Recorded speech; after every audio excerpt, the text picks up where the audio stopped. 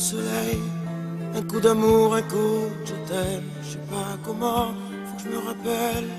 Si c'est un rêve, t'es super belle. Je dors plus la nuit, je fais des voyages sur des bateaux. Alors la vitamine D, elle fortifie les os. Ça, c'est bien connu, c'est une certitude. Mais est-ce que cette vitamine D, elle joue un rôle sur le cancer du sein, le vieillissement intellectuel, l'asthme de l'enfant ou encore les maladies cardiovasculaires? On va poser la question à Brigitte Fanny-Cohen. A priori, oui. Alors effectivement, le postulat de base, on le connaît tous, c'est que la vitamine D, elle sert surtout à fortifier nos os, à fortifier le squelette. Et on sait aussi qu'elle nous arrive un peu par le soleil, puisque la peau, en recevant les UVB, va fabriquer de la vitamine D. Le problème, on le connaît aussi, c'est qu'en France, nous manquons de vitamine D parce qu'il n'y a pas assez de soleil. Notamment, nous en manquons à la fin de l'hiver. 8 adultes sur 10 en manquent selon certaines études. Et bien sûr, on en manque plus quand on est au nord de la France que sur la Côte d'Azur, puisque c'est lié à l'ensoleillement.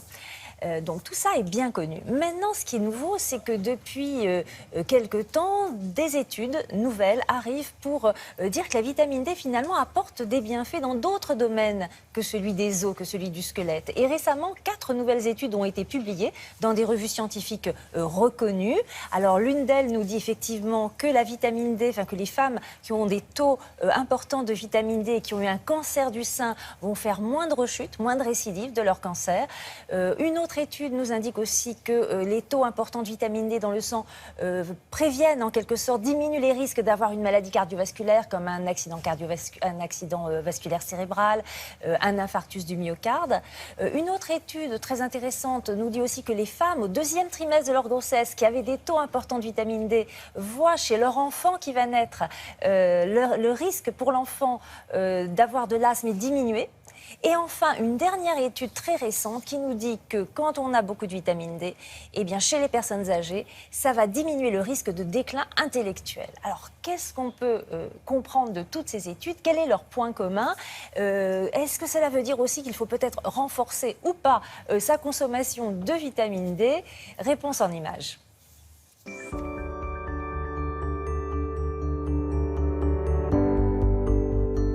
Plusieurs études récentes ont montré que le déficit en vitamine D est associé à une augmentation de risque de maladies cardiovasculaires, de déclin cognitif chez le sujet âgé, de crises d'asthme plus fréquentes chez le nouveau-né.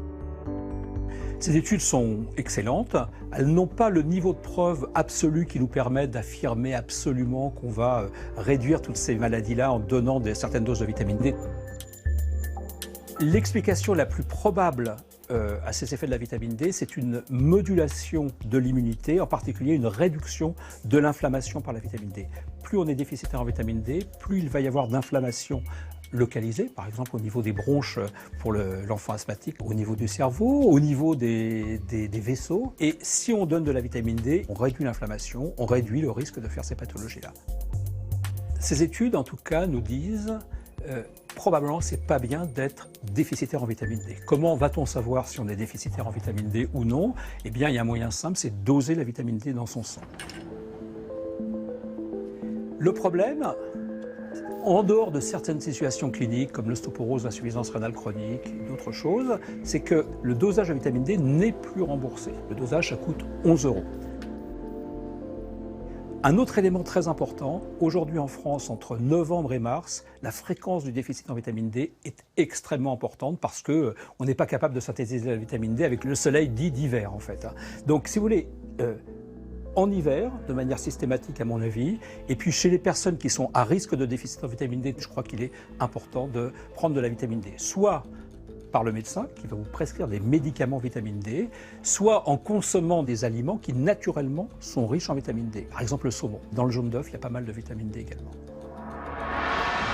En fait, on pense qu'il faudrait fortifier différents aliments consommés par la plus grande partie de la population, fortifiés en vitamine D. Par exemple, le pain, les laitages, des huiles, des jus de fruits.